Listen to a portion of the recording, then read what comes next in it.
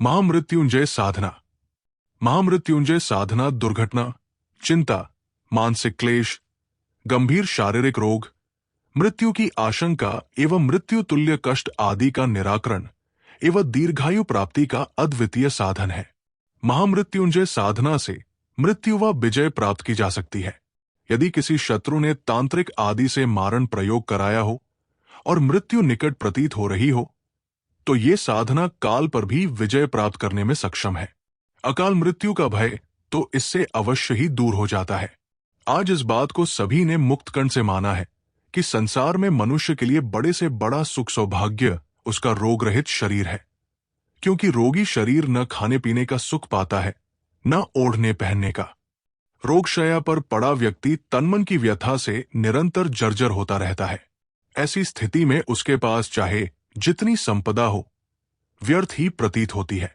आतः श्री संपदा, पारिवारिक एवं शारीरिक सुखोपभोग करने के लिए स्वस्थ व निरोग शरीर का होना अत्यावश्यक है। जटिलतम रोगों के आक्रमण से जब प्राण संकट उत्पन्न हो जाता है, तब उससे त्राण पाने के लिए आस्थावान ज्ञानी जन महामृत्युंजय साधना की शरण लेते हैं।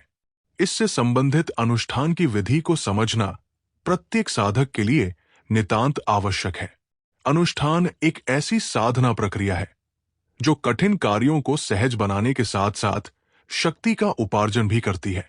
मुख्यतः अनुष्ठान 3 प्रकार के होते हैं। 1. लघु अनुष्ठान, ये 24,000 मंत्र जप का होता है। तत्पश्चात 240 आहुतियों का पुरस्चरण किया जाता है। 2. मध्यम अनुष्ठान, ये 1.25 लाख मंत्र जप का होता है। तत्पश्चात 1250 आहुतियों के पुरस्चरण का विधान है। 3. महानुष्ठान, ये 24 लाख मंत्र जप का होता है। तत्पश्चात 24,000 आहुतियों का पुरस्चरण होता है। लघु अनुष्ठान को 9 दिन में 27 माला प्रतिदिन, मध्यम अनुष्ठान 40 दिन में 33 माला प्रतिदिन और महानुष्ठान 66 माला प्रतिदिन के हिसाब से जप करके संपन्न किया जाता है। जप के लिए रुद्राक्ष की माला श्रेष्ठ मानी गई है। साधना काल में निम्न बातों का विशेष ध्यान रखा जाना चाहिए। अनुष्ठान का आरंभ करते समय अपने सामने भगवान शिव का चित्र स्थापित करना चाहिए और साथ ही शक्ति की भावना भी रखनी चाहिए। इसके साथ ही अनुष्ठान शुभ दिन और शुभ मुहूर्त देखकर करना चाहिए। तीसरी बात यह कि जिस स्थान पर जप आरंभ करना हो, वहां का वातावरण पूर्णतया सात्विक होना चाहिए तथा साधक को पूर्वाभिमुख होकर जप क्रिया करनी चाहिए। अनुष्ठान को करने से पहले मूल मंत्र को संस्कारित करके ही पुरस्चरण क्रिया की जानी चाहिए। साधना काल में गाय के शुद्ध घृत का दीपक निरंतर जलता रहना चाहिए।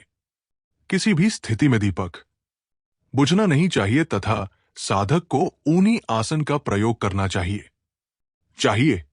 नित्य निश्चित संख्या में मंत्र जप करना अनिवार्य होता है। संख्या में कमी या बढ़ोतरी नहीं होनी।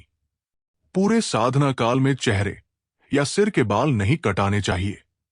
भोजन केवल एक समय, वो भी अल्प मात्रा में करना चाहिए और इस कालावधि में पूर्णतया ब्रह्मचर्य का पालन अवश्य करना चाहिए।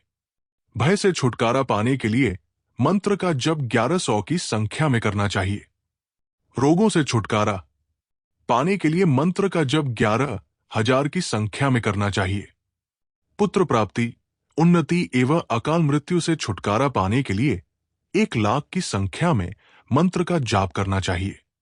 अपनी ओर से संख्या में कोई हेरफेर कभी नहीं करना चाहिए। साधक को शुभ मुहूर्त में प्रातः काल उठकर शिव की पूजादि के पश्चात संकल्प करना चाहिए।